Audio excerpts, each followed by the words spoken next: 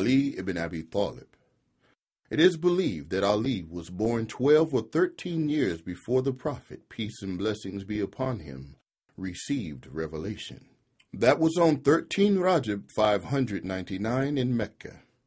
This very special city in the Hijaz region of central western Arabia, Ali was not only a companion of the Prophet, peace and blessings be upon him, he was also his cousin.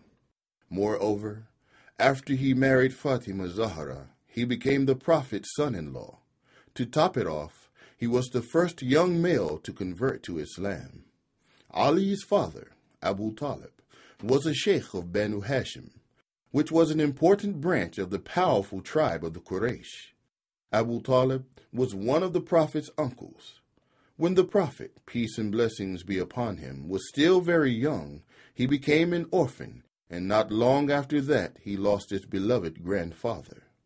At that point, Abu Talib took responsibility for the Prophet, peace and blessings be upon him, and took him home to his house. Many years later, when he became a man, the Prophet married Khadijah.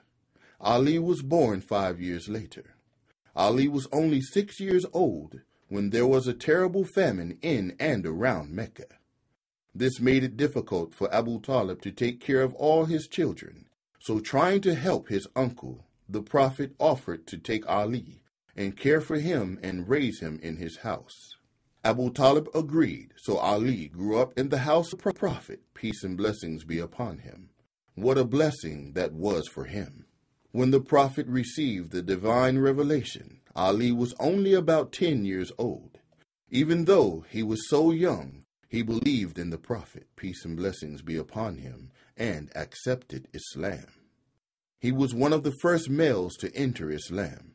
Despite his young age, Ali firmly supported the Prophet, peace and blessings be upon him, during the years when the Muslims were being persecuted in Mecca. In the year that the Prophet migrated to Medina, Ali risked his life by sleeping in the Prophet's bed. Allah had revealed to the Prophet that some people planned to kill him.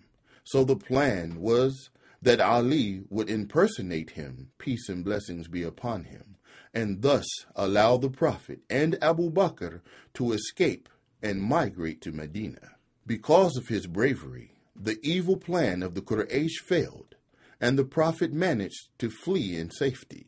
Ali survived the plot, but risked his life again by staying in Mecca to carry out the Prophet's instructions.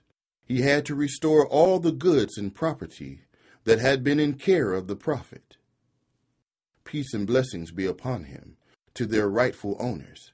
Do you see how honest the Prophet was? Even though the people who entrusted their riches to his care were his enemies, he, peace and blessings be upon him, still returned the trust back to them. The small community of Muslim immigrants in Medina, the Muhajirun, were extremely poor when they first arrived in Medina. They had no land, no houses, and they had to live on the charity of the people of Medina, who had converted to Islam. Although Ali was the Prophet's close relative, he still shared all the labor and hardships of the community. The Prophet led the community in Medina for 10 years, and during that time, Ali was always ready and willing to serve the Prophet. Peace and blessings be upon him.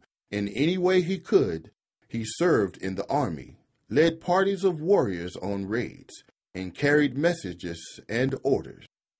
With the exception of Tabuk, Ali took part in all the battles and expeditions fought for Islam. The people loved and respected Ali, and he was a person of authority and standing in the Muslim community. Ali first distinguished himself as a warrior in the Battle of Badr. He defeated the Banu Umayyad champion Walid ibn Utbah, as well as many other Meccan soldiers. For these feats of courage, Ali was publicly praised by the Prophet, peace and blessings be upon him.